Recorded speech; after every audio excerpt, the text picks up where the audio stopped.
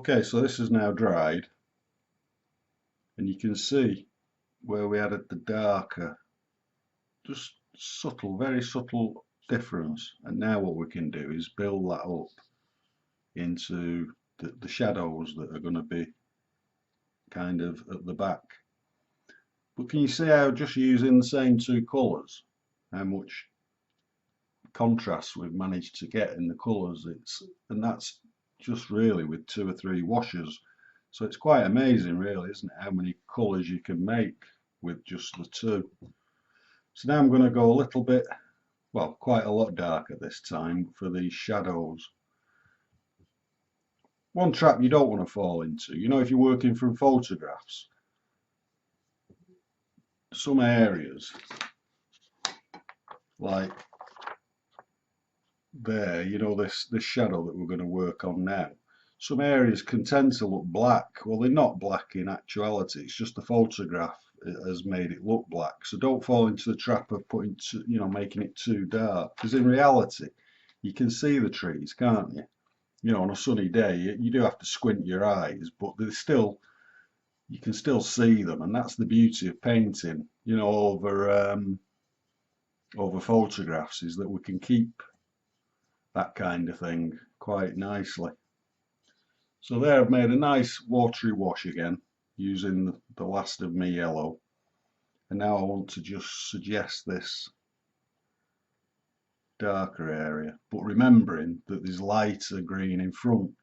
Yeah, so just looking at my reference picture, I'll just take that like that around the bird feeder,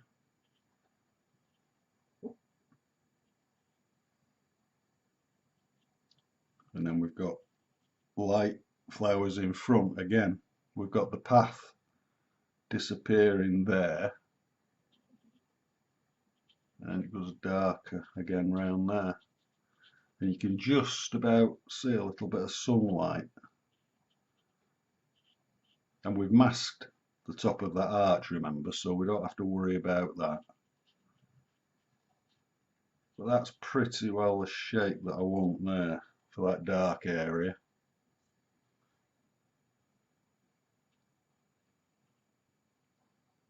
And then just up here we need to do it again.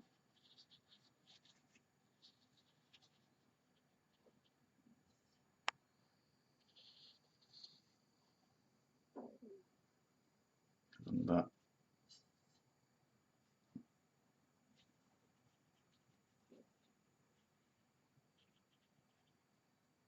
And there's also dark green kind of intermingled behind the acer.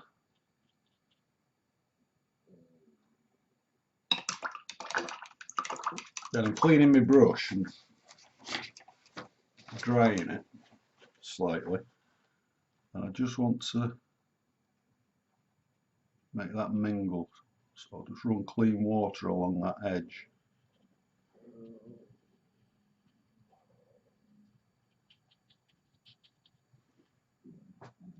I think that's it for that now. So again, we're going to let that dry, and then what we're going to do is have a good look at the photographs. We're going to and check out what colours.